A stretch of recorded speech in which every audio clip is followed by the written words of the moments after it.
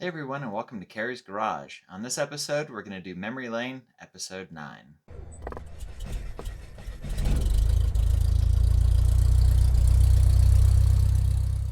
So before we get started talking about some of the cars of my past, if I could just ask you to hit that subscribe button if you haven't already done it. If you have, thank you so much for the support on the channel. So now, unfortunately, I kind of messed up my shoulder, so I'm not able to do much car work. And I'm also waiting on some parts. So for now, let's look at some cars of my past and try and catch up on some stuff. Unfortunately, these next four vehicles, we're going to talk about four today, I don't have too many pictures of. They were of the era that I had a computer crash. I was able to save some car pictures, some I didn't, and I only have a couple of pictures. Actually, one picture of a couple of them, but they all share one very interesting thing in common. They're all rear-engined. Funny thing was, I actually bought all four of these cars in one day. I was at an antique shop with my mother. We'll get into a little bit of a backstory, and then I'll show you some of the pictures and we'll talk about it some more. I went to an antique shop with my mom and a friend, and there was a Geiger counter that I ended up buying for the atomic energy Corvair that I did on a few episodes ago. And I ended up a few weeks later talking to the gentleman, and he had mentioned he had a Corvair and a couple of really interesting vehicles. And I'll list them off now, and then we'll talk about them. So the first one was a 1963 Corvair Greenbrier van. Fairly nice van, it was pretty cool. Second one was a 1964 Corvair Monza 900 two-door coupe with factory air conditioning, which was amazing. It was actually the first car I ever owned with air conditioning. The third one was a 1970 Subaru 360, which is a very odd, unique little car of in itself. It was pretty cool. And the fourth one is a 1960 Fiat Multipla 600. Pretty rare vehicle overall. It's one of the ones that I'm like, God, I'm so sad that I had to sell it, but like I say, unfortunately, things in life change. But really cool thing, I sold it to a good friend of mine who has restored it, and he's getting very close to finishing it. So we're going to be able to do a actual full review and a little bit of a drive on the Multipla once he's done with it. It's amazing. I wouldn't even spoil you guys and show you pictures because it's incredible how well it's turned out, but that will definitely happen here soon. So the first one was the Greenbrier. So here it is right here. And it was a pretty cool van. It did run. It was actually, of all four of the vehicles, is the one that was the closest and the best of the ability to run. It was a 4-speed. It had the shifter on the early Greenbriers were very odd. It actually kind of went up and down, and it had a really weird angle that went into the floor. And it was pretty cool. I drove around a few times, and then I decided to sell it. I don't remember what my motivation was, but I had a couple of Greenbriers at that point. This one in the 62, which is actually what got me started into Corvairs.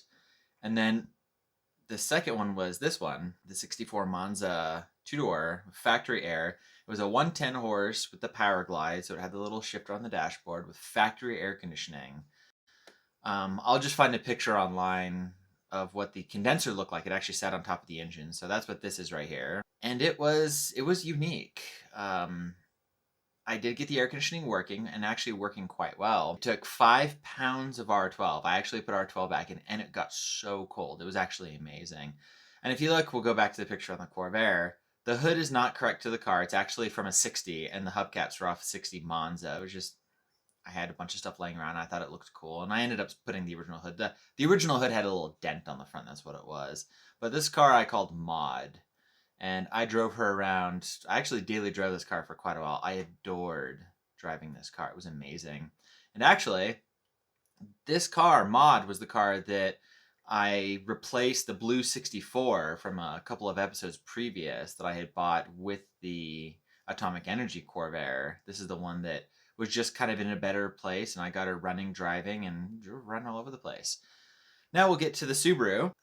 Very odd car, very interesting history on the Subaru. The thing was like less than 1,000 pounds. It had a 2-cylinder air-cooled 2-stroke engine in the rear. It was part of a class of cars, KEI, K car in Japan, that had such a small displacement you could drive it with a motorcycle license. And they were imported for a few years. I won't get into the whole history. You can look it up online, but it's really interesting cars. Gets great fuel mileage. I don't fit in it very well. To drive them, I have to take my shoes off because my feet are a bit too big. I never got this car drivable.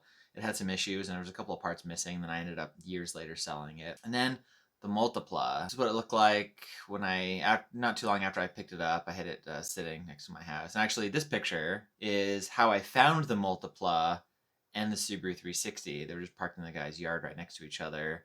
The rear window on the 360 was missing, and everyone in the group told me, don't even try and find one. It's impossible. You'll never find one.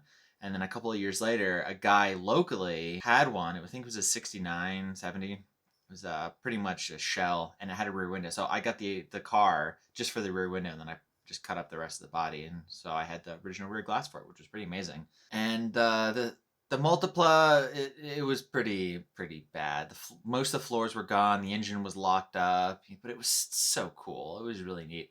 I had the intentions of just rebuilding the engine, putting floors in it, and just driving it around. But again, unfortunately, it was at that point that I had way too many cars, way too many projects, and I had to start liquidating and kind of, reducing. I was young, dumb, and kept buying stuff. I mean, at one point I had 47 cars at one time, and it was just, it got crazy. And this was one of those things. It was really neat that the 360 and the Multipla started getting me even into the weirder and weirder cars, which I started really I loved. I just adored them. It was really cool. The other thing too, I'm having a bit of a problem with the chronological order of when I got certain cars. So I've been making notes, trying to refer back to old pictures that I have and ask friends. And I have some registration slips for stuff. So I'm trying to keep it as in order to kind of how everything went, but some of the stuff is probably out of order, but it's still cool to see. We're starting to delve into getting into a lot more cars, a lot more weird stuff, and in the next few episodes, we're gonna just keep